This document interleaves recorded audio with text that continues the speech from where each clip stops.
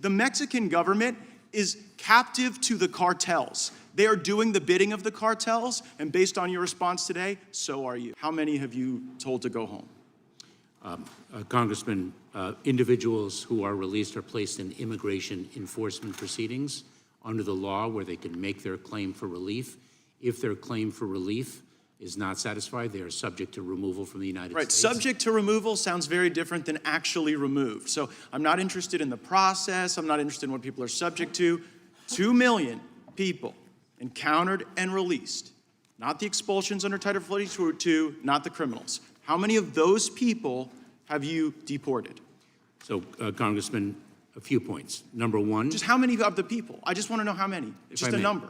Congressman, we are dealing with a completely broken immigration system. I get it. No, Mr. Secretary, I'm not going to let you burn my 5 minutes. Do you know the answer? Do you know the number of people out of that 2 million that you've removed that aren't criminals? I do know that we have removed more aggravated felons. Right, I'm not asking about them.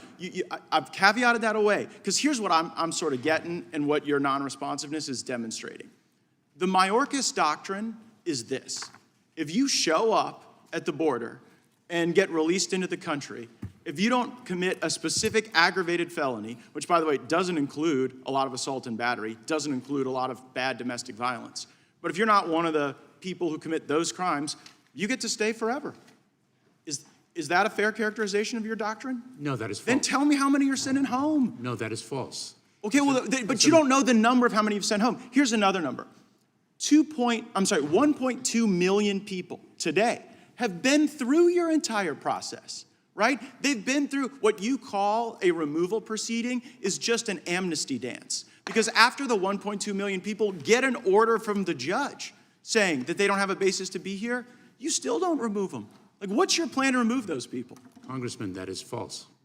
Okay, how many of them then? Just give me the number. Congressman, in this country, there are between 11 and 12 million. Right, but I'm asking about a subset that you won't send home. And the reason you're smirking about it and the reason you won't answer my question is because everybody gets the joke. And the sad thing is it's not just us here, it's the cartels who get the joke too. And so now what you've done to execute this Mayorkas doctrine where so long as you don't commit a crime, you get to stay here and burden our hospitals, burden our schools, burden our social services, burden our jails. You've sent the message to the cartels, and then you've taken this app and you've digitized illegal immigration and you've scaled it to the moon. Like this app that you've got everybody downloading is like the Disney Fast Pass into the country, never to be subject to actual removal, just removal proceedings as you call them. That app doesn't do any search of their criminal history in their home country, does it?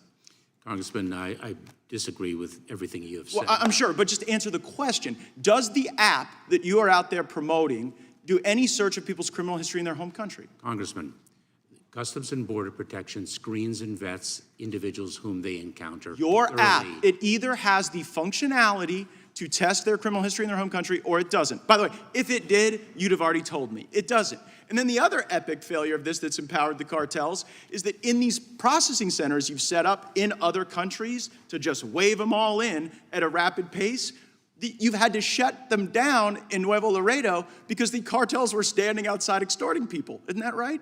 Congressman, that is false. Oh, really? So why did you shut down that facility in Nuevo Laredo? Congressman, the point of safe, orderly, and lawful pathways is to reduce the number of encounters at our southwest border. But wait a second, you've just shifted those encounters because right now, for the first time in modern history, more people are showing up at the ports of entry than running through some bush in Yuma, Arizona. And the reason they're showing up at the ports of entry is because you've got the turnstile open, where so long as they've gone and downloaded this app, you just let them in. I got one final question for you, and it's an important one. Is Mexico an ally in this fight against illegal immigration? Yes, it is. So, I mean, it's hilarious and somewhat troubling that you say that because, like, I'm looking at the El Chapo trial where President Nieto took a $100 million bribe from the Sinaloa cartel. Do you think that the subsequent presidents following Nieto weren't offered a bribe by the cartel or didn't take the bribe? Congressman, I disagree with everything you have said. Right, but you can disagree all you want, but what you won't provide is any number.